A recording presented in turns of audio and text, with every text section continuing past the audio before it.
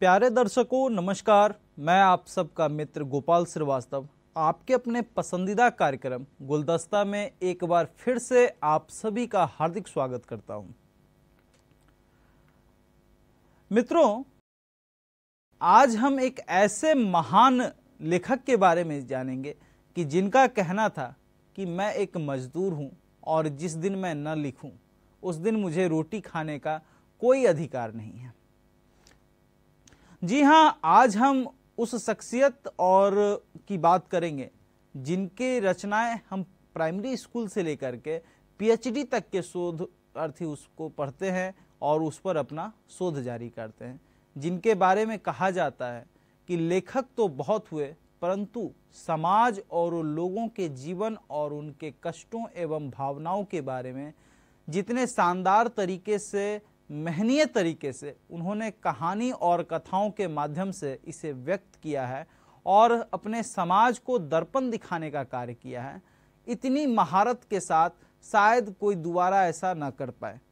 अगर कर भी पाता है तो ये एक बहुत बड़ी उसकी उपलब्धि मानी जाएगी। आज भी जिनकी कहानियाँ पढ़ते हुए हम कहीं खो से जाया करते हैं और कभी कभी उनकी कहानियों को पढ़कर हमारी आंखें नम हो जाया करती है और हम जिंदगी के सबक को उनसे लिया करते हैं।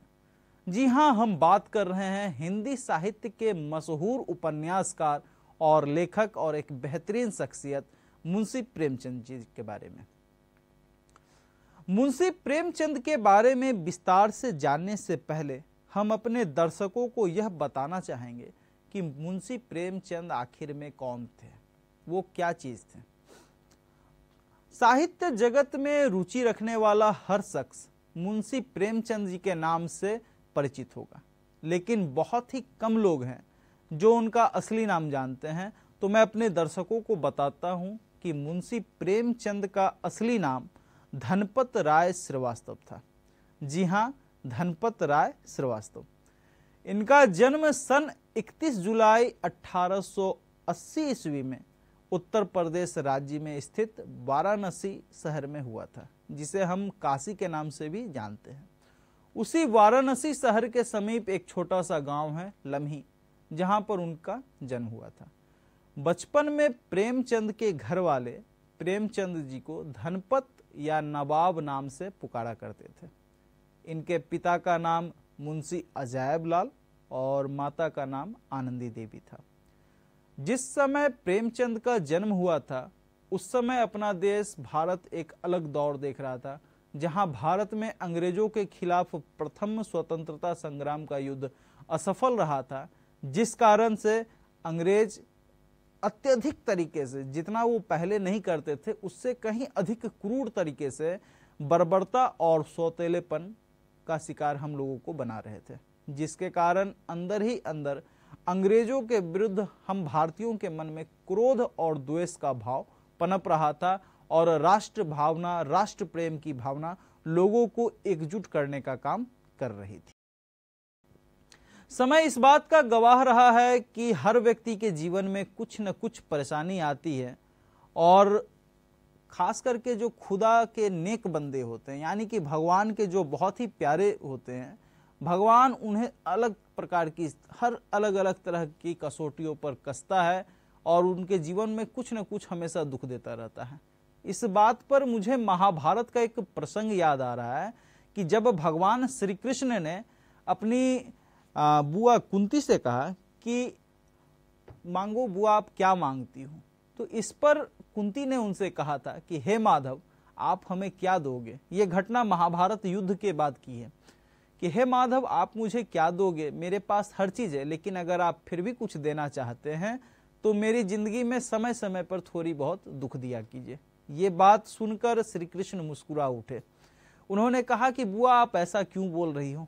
तो इस पर कुंती ने उन्हें समझाते हुए कहा कि माधव, जब लोगों के जीवन में सुख ही सुख होता है तो वो भगवान को भूल जाया करते हैं, इसलिए मैं नहीं चाहती कि मैं जिंदगी में कभी आपको या अपने ईश्वर को भूलूं। इसलिए मुझे हर समय थोड़ी बहुत परेशानी और दुखों का समावेश मेरे जीवन में करते रहना, ताकि मैं चाहकर भी आपसे अलग ना हो पाऊं और आपकी जो कृपा है वो हम पर हमेशा बनी रहे। ठीक यही चीज़ आज की भी जिंदगी में लोगों में देखा जाता है कि कुछ लोग होते हैं जो बहुत ही परेशान हो जाते हैं और कुछ लोग होते हैं बहुत ही खुश हैं। लेकिन यही चीज़ थी हमारे प्रेमचंद के ऊपर में कि जब परेशानी किसी भी ऊपर में आती है तो लोग हमेशा उससे छिटकते हैं, लेकिन अगर जो भी व्यक्ति इसमें टिकता है वो आगे चलकर एक अलग इतिहास रचता है और एक समाज में अलग निखरता है। हिंदी एवं उर्दू जगत के मशहूर साहित्यकार प्रेमचंद की जिंदगानी भी कुछ ऐसी ही रही थी। प्रेमचंद ने इन कठिनाइयों और परेशानियों वाले दृश्य और हालात को बड़े ही बारीक तरीके से देखा था और उसको अनुभूत किया था। प्रेमचंद के बारे में बातें करते हुए उर्दू जगत के एक मशहूर शायर मिर्जा गालिब का एक प्रसिद्ध शेर जो उन पर बिल्कुल फिट बैठता है, जिसमें गालिब ने कहा है कि दर्द जब दिल में हो तो दवा कीजिए और जब दिल ही दर्द हो तो क्या कीजिए। इस कड़ी में हम आगे बढ़ने से पहले अपने दर्शकों को प्रेमचंद के जिंदगानी से जुड़ी कुछ और बातें बताना चाहेंगे। प्रेमचंद के पिताजी उनके गांव में स्थित डाकघर में नौकरी किया करते थे और मां घर में हाउसवाइफ अर्थात गृहिणी का कार्य देखती थी। धनपत राय की उम्र जब केवल 8 साल की थी उसी वक्त उनकी माता की मृत्यु हो गई थी। इसके बाद से उन्हें अपने जीवन के अंत तक लगातार विषम परिस्थितियों का सामना करना पड़ा।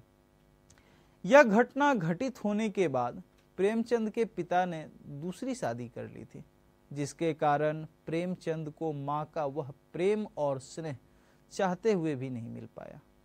धनपत राय अर्थात प्रेमचंद जी का पूरा जीवन गरीबी में ही बीता था।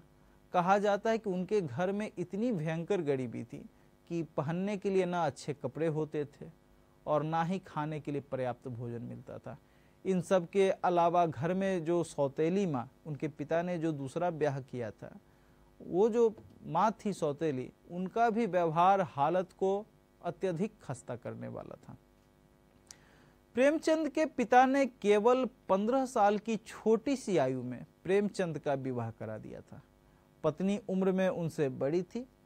पत्नी की सूरत और उसके बातचीत की शैली ने प्रेमचंद के जले हुए पर नमक छिड़कने का काम किया था।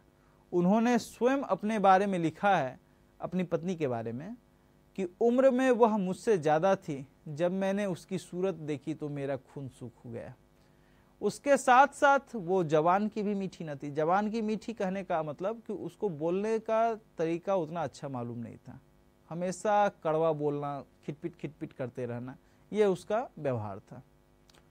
उन्होंने अपनी शादी के फैसले पर अपने पिता के बारे में लिखा है कि पिताजी ने जीवन के अंतिम सालों में एक ठोकर और खाई, स्वयं तो गिरे ही, साथ में मुझे भी डुबो दिया। अर्थात खुद तो डूबे सनम, तुम्हें भी ले डूबेंगे। वही वाली कहावत उसे सही में चरितार्थ करते हुए प्रेमचंद जी के जीवन में भी लागू कर दिया कि उन्होंने मेरी शादी जो है बिना सोचे समझे कर डाली। हालांकि पिताजी को भी बाद में इसका एहसास हुआ और उन्होंने काफ़ी अफसोस किया। विवाह के 1 साल के बाद, अर्थात प्रेमचंद का जो विवाह हुआ था उसके 1 साल के बाद ही प्रेमचंद के पिताजी का देहांत हो गया। अचानक प्रेमचंद के कंधों पर पूरे घर का बोझ आ गया था। प्रेमचंद को एक साथ 5-5 लोगों का खर्च सहन करना पड़ता था। उन 5 लोगों में उनकी सौतेली माँ, उनके 2 बच्चे, पत्नी और स्वयं प्रेमचंद, अर्थात 5 लोगों की जिम्मेदारी एक साथ प्रेमचंद के कंधे पर आ गई थी।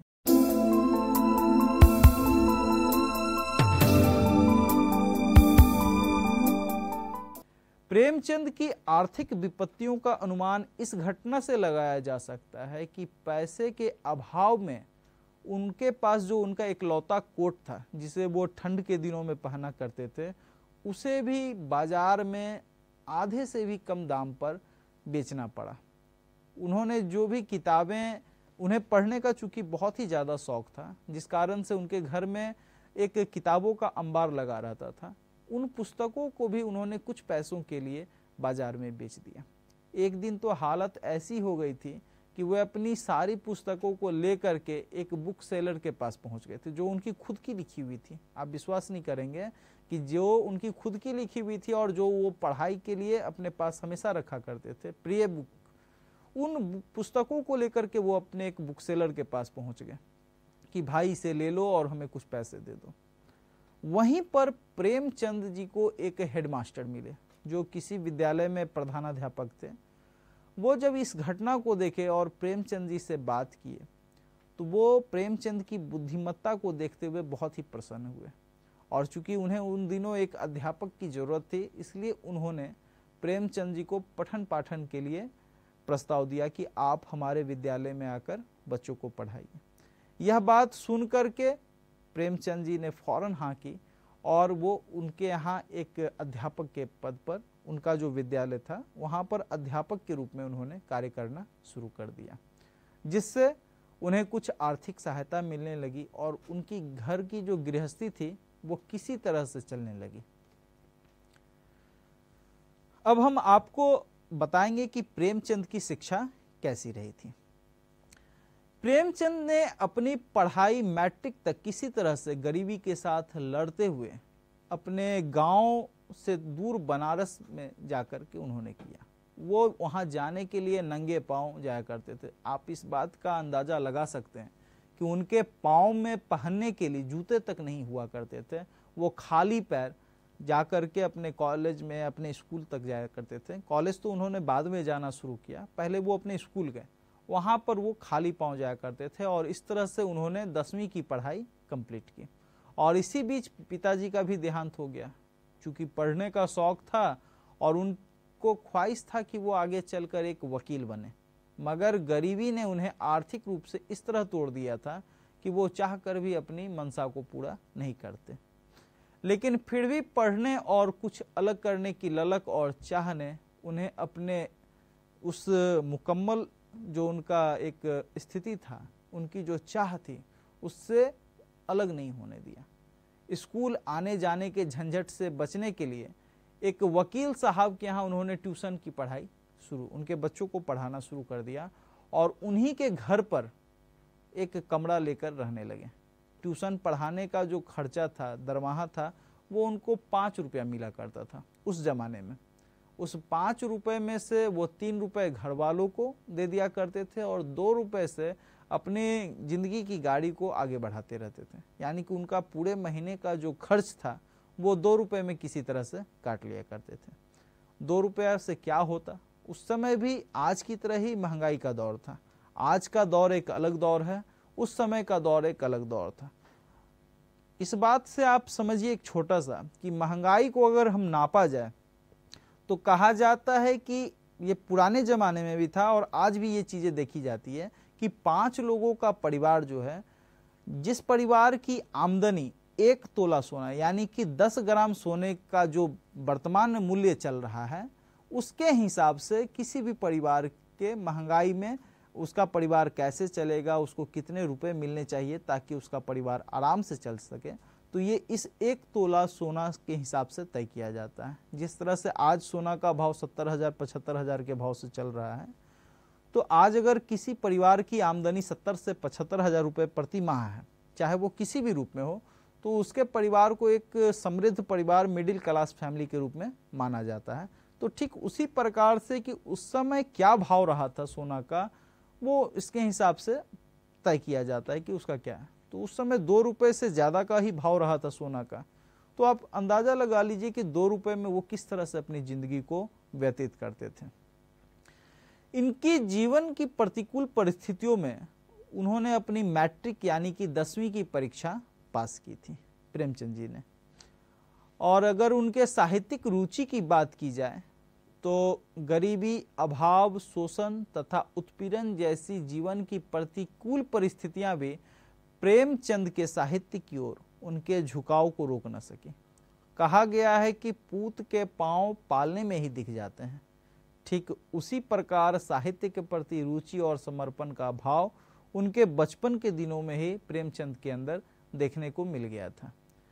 प्रेमचंद जब मिडिल क्लास में थे, यानी कि मिडिल स्कूल में पढ़ रहे थे, तभी से उन्होंने उपन्यास, कहानियाँ पढ़ना आरंभ कर दिया था।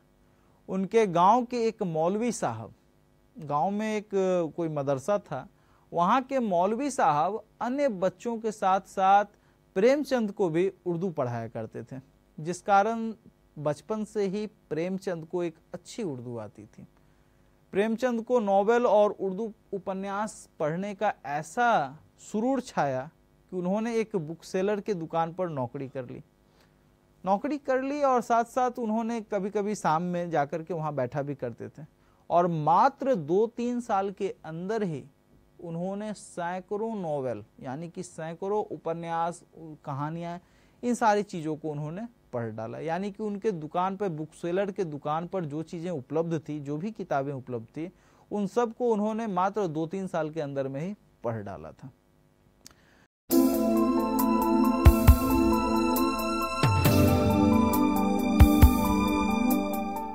वे बचपन में उर्दू के समकालीन उपन्यासकार सरूर मुल्मासार, रत्ननाथ सरसार आदि के इतने दीवाने हो गए थे, ये उस समय के समकालीन लेखक थे, कि जहाँ कहीं भी इनकी किताब उन्हें पढ़ने का मौका मिलता वो हर संभव इसे पढ़ने का प्रयास करते थे।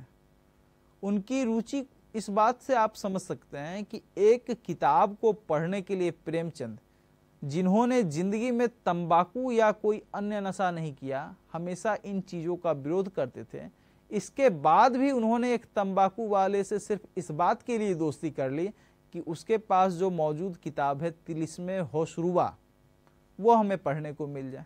और दोस्ती होने के बाद तो ये चीज़ देखा ही जाता है कि दोस्त के चीज़ पर कोई भी दोस्त होता है वो अपना हक समझता है, वो मांगने पर उन्हें मिल भी जाता है।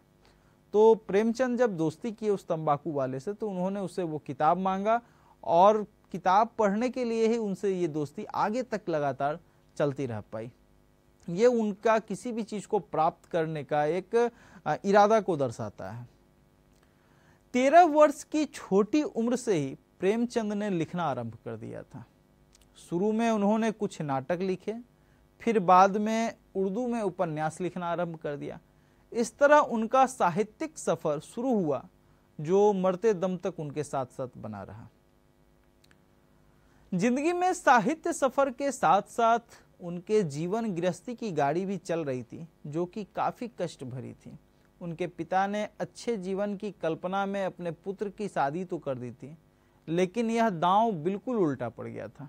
घर में क्लेश, लड़ाई झगड़े, ये सब चीजें प्रतिदिन के लिए आम बात हो गई थी, जो कि प्रेमचंद के लिए असहनीय हो गया था। सन 1905 ईस्वी की शुरुआती महीनों में प्रेमचंद की पहली पत्नी, उनकी जो पहली पत्नी हुई थी, जिनके बारे में उन्होंने लिखा कि जब मैंने उसे देखा तो मेरा खून सूख गया, वो पारिवारिक कटुताओं और मनभेद होने के कारण घर छोड़कर मायके चली गई। यानी कि उसने तलाक नहीं लिया था, वो इस तरह ही छोड़ करके अपने मायके जो गई, फिर वो वापस कभी नहीं आई। संबंध विच्छेद होने के बावजूद भी कुछ सालों तक प्रेमचंद अपनी पहली पत्नी को खर्चा भेजते रहे। खर्चा जो उसका महीने में खर्च लगता है, उन खर्चों को, संबंध विच्छेद हो गया है फिर भी प्रेमचंद भेजते रहे कि ताकि उसे अपने मायके में किसी प्रकार का कष्ट न हो। इतने दरिया दिल किस्म के इंसान थे हमारे प्रेमचंद। सन 1905 ईस्वी के अंतिम दिनों में, यानी कि वही अंतिम दिन यानी कि दिसंबर के आसपास का महीना था, प्रेमचंद ने एक विधवा से शादी कर ली। चूंकि उनकी पहली पत्नी मायके से वापस नहीं आ रही थी और उनके साथ जीवन बिताना प्रेमचंद के लिए बहुत ही मुश्किल था। इन सारी चीज़ों को देखते हुए प्रेमचंद ने एक विधवा से शादी कर ली, जिनका नाम शिवरानी देवी था। इस शादी के बाद से प्रेमचंद की जिंदगी में थोड़ा बहुत परिवर्तन देखने को मिलने लगा। जहां प्रेमचंद पहले हमेशा उदास, खोए हुए से दिखते थे, वो हमेशा डरे डरे से अंदर से महसूस होते थे कि फिर आज झगड़ा हो जाएगा, मतलब किसी तरह से वो कलह से दूर भागना चाहते थे। वही वहां पर अब इस शादी के बाद उनके जीवन में थोड़ी बहुत आसानी देखने को मिलने लगी। वो अपनी हर छोटी बड़ी बात को शिवरानी देवी जी के साथ शेयर करने लगे, उनसे सलाह मशविरा करने लगे। और शिवरानी देवी जी ने भी एक पत्नी धर्म का जो पालन होता है वो प्रेमचंद जी के प्रति बहुत ही बखूबी के साथ निभाना शुरू कर दिया था, जिससे वो दिन ब दिन प्रेमचंद के दिल के और भी करीब होते चली गई थी। प्रेमचंद जी जिस विद्यालय में पढ़ाते थे, वहाँ पर समय के साथ उनके कार्यों को देखते हुए उनको पदोन्नत करके, यानी कि उनको प्रमोशन दे करके वहाँ का हेडमास्टर बना दिया गया, जिसके कारण उनकी आमदनी में भी वृद्धि हुई और इसके साथ साथ लेखन में भी उनकी सजगता धीरे धीरे और अधिक बढ़ती चली गई थी। सजगता यानी कि उसमें निखार आता चला गया था, जिसने उन्हें आज हम सभी लोगों के बीच में अमर बनाने का काम किया था। मेरा मानना है कि किसी भी व्यक्ति का व्यक्तित्व सादा जीवन उच्च विचार वाला होना चाहिए, उसे फोकसबाज नहीं होना चाहिए। यानी कि वो अगर सादा जीवन भी व्यतीत कर रहा है लेकिन उसकी जो सोच की शक्ति है, विचार है, वो हमेशा हाई लेवल का होना चाहिए। ठीक यही व्यक्तित्व प्रेमचंद जी का भी देखने को मिलता था कि उनका जीवन तो बिल्कुल सादा रहता था, सादा कपड़ा पहनना, सादा भोजन करना, लेकिन वो हमेशा विचार, हमेशा उनका जो सोच था वो आगे का सोचते थे और बहुत ही अच्छा सोचते थे। सादा एवं सरल जीवन के मालिक प्रेमचंद हमेशा मस्त रहा करते थे कि उनके जीवन में जो भी परेशानियां या कष्ट आ रहे हैं वो उसको झेलते हुए आगे की तरफ बढ़ना चाहते थे। उनके जीवन में विषमताओं और कटुताओं से वह लगातार खेलते हुए वो इसके खिलाड़ी बन चुके थे। यानी कि इस खेल को, दुख जो जीवन में आते हैं, उन्होंने दुखों को एक क्या मान लिया था कि ये खेल है और वो इस खेल को हमेशा जीतना चाहते थे। कहा जाता है कि प्रेमचंद हंसोर प्रकृति के मालिक थे। हंसोर मतलब एक खुशमिजाज, हंसने वाला, कि कितने भी कष्ट आए पर मुस्कुराते रहो, ये उनकी प्रवृत्ति थी, यही उनकी प्रकृति थी। विषमताओं से भरे जीवन में हंसोर होना एक बहुत ही बहादुर का काम होता है। कहा जाता है कि जो आदमी हमेशा मुस्कुराते रहता हुआ है, तो ये मत आप समझिएगा कि वो बहुत ही खुश है। हो सकता है उसने इस मुस्कान की चादर में अपने दुखों को समेट रखा है। हर हंसता हुआ चेहरा नूरानी नहीं होता और जो चुपचाप रहे ये नहीं समझिए कि उसके पास कोई परेशानी नहीं है। हर आदमी का अपना एक अलग तजुर्बा है, अलग एक शैली है जो अलग अलग चीज़ समय समय पर दर्शाता है। हर व्यक्ति के दो रूप होते हैं, एक वो जो समाज के सामने दिखाता है और एक वो जो अपने आप को खुद को तन्हाई में देखा करता है। ठीक यही चीज़ हमारे प्रेमचंद जी के साथ भी थी कि जब वो समाज के सामने आते थे तब तो वो अपना चेहरा हंसता हुआ दिखाते थे, लोगों को ये बताते थे कि हमें कोई कष्ट नहीं है। लेकिन जब वो अकेले में बैठा करते थे तब वो इस बात से हमेशा परेशान रहा करते थे कि हमारे ज़िंदगी में इतनी कष्ट क्यों आ रही है। इससे इस बात को भी समझा जा सकता है कि वह अपूर्व जीवन शक्ति का द्योतक है। सरल सौजन्यता और उदारता के वो मूर्ति थे। जहां उनके हृदय में मित्रों के लिए उदार भाव था, वहीं उनके हृदय में गरीबों एवं पीड़ितों के लिए सहानुभूति का अथाह सागर था। जैसा कि उनकी पत्नी शिवरानी देवी जी कहती हैं कि जाड़े के दिनों में 40-40 रुपए 2 बार दिए गए और दोनों बार उन्होंने वह रुपए प्रेस के मजदूरों को दे दिए। उनको दिया गया था कि आप, ठंड का मौसम है, आप अपने लिए कोट खरीद लीजिए। उनके पास जो कोट था वो तो उन्होंने अपनी शादी से पहले ही बेच दिया था और जो उनको दिया गया कि आप अपने लिए कुछ गर्म कपड़े ले ले ताकि ठंड के मौसम में आप सही तरीके से रहें, आपकी तबीयत भी अच्छी नहीं रहती है। लेकिन दोनों बार पैसे मिलने के बाद भी उन्होंने उन पैसों को, उनका जो प्रेस था, उनका जो जहाँ पे किताबें वगैरह छपाया करते थे, उसके मजदूरों को उन्होंने दे दिया। और शिवरानी जी जब इस बात पर नाराज हुई प्रेमचंद जी पर, तो प्रेमचंद जी ने कहा कि यह कहाँ का इंसाफ है कि हमारे प्रेस में काम करने वाले मजदूर भूखे हों और हम गर्म सूट पहने। ये बातें प्रेमचंद जी के उदार व्यक्तित्व को दर्शाता है कि दूसरे के भी कष्ट को आप अपना कष्ट समझिए, तभी आप आगे चलकर कुछ उन्नति कर सकते हैं, समाज का कल्याण कर सकते हैं। ये बातें प्रेमचंद जी की उदारता और उनके सोचने की शक्ति को अच्छे तरीके से दर्शाता है। यह देखा गया है, जैसा मैंने आपको शुरू में भी कहा था, कि भगवान अपने भक्तों की परीक्षा लेते रहते हैं, लेकिन कभी कभी ये परीक्षा घातक सिद्ध हो जाती है। कुछ भक्त ऐसे होते हैं कि इन परीक्षाओं के कारण उनका भगवान पर से भी विश्वास उठ जाता है और प्रेमचंद जी के साथ भी ठीक यही चीज हुआ था। जीवन के प्रति उनकी अगाध आस्था थी, लेकिन जीवन की विषमताओं के कारण वह कभी भी ईश्वर के बारे में आस्थावादी नहीं बन सके। धीरे धीरे वे अनिश्वरवादी यानी कि ईश्वर को न मानने वाला बन गए। एक बार तो उन्होंने अपने मित्र जैनेंद्र जी को लिखा, तुम आस्तिकता की ओर बढ़ते जा रहे हो, वहीं मैं संदेह से पक्का नास्तिक बनता जा रहा हूँ। मृत्यु के कुछ घंटे पहले भी उन्होंने जैनेंद्र जी से कहा था कि जैनेंद्र, लोग ऐसे समय में ईश्वर को याद करते हैं, मुझे भी याद दिलाई जा रही है कि तुम ईश्वर को याद करो, पर मुझे ईश्वर को कष्ट देने की आवश्यकता महसूस नहीं हो रही है। मैं अपने दर्शकों को यहाँ एक बात बताना चाहूँगा कि प्रेमचंद जो नाम है वो एक सिर्फ नाम ही नहीं है कि वो एक समाज का आईना है, यानी कि प्रेमचंद की पहचान उनके साहित्यिक कृतियों के कारण है। प्रेमचंद ने सन 1894 ईस्वी में होनहार बिरवान के होठ चिकने पात नामक अपनी पहली नाटक की रचना की थी। सन 1902 ईस्वी में प्रेमा और सन 1904-05 में हम खुरमा व हम समाप नामक उपन्यास लिखे।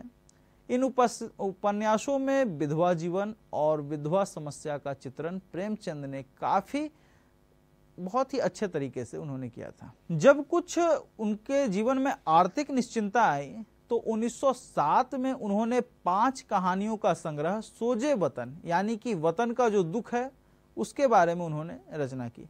चूंकि इस रचना में देश प्रेम और देश की जनता के दर्द को प्रेमचंद ने प्रस्तुत किया था, जिस कारण अंग्रेज शासकों ने इस पर अपना बैन लगा दिया। पहले वो नवाब राय के नाम से लिखा करते थे, परंतु बाद में इस पे ब्रेक लगने के कारण उन्होंने प्रेमचंद के नाम से लिखना शुरू किया। और मित्रों, आज का कार्यक्रम हम यहीं पर समाप्त करेंगे। हमारे प्रेमचंद जी की जो मृत्यु हुई 1936 ईस्वी में, उन्होंने अपनी अंतिम सांस ली। तो आज का कार्यक्रम हम यहीं पर समाप्त करते हैं। तब तक आप हमें आज्ञा दीजिए, और अगर आपके मन में कोई भी प्रश्न हो तो आप हमारे YouTube चैनल DD सप्तगिरी पर या हमारे ऑफिस के ईमेल पर आप ईमेल करके हमारे से प्रश्न पूछ सकते हैं, या अपनी जो राय है उसे आप हमें दे सकते हैं। तब तक आप हमें आज्ञा दीजिए, आप अपना ध्यान दीजिए। मिलते हैं आपसे एक अगले कार्यक्रम में। तब तक के लिए धन्यवाद, नमस्कार।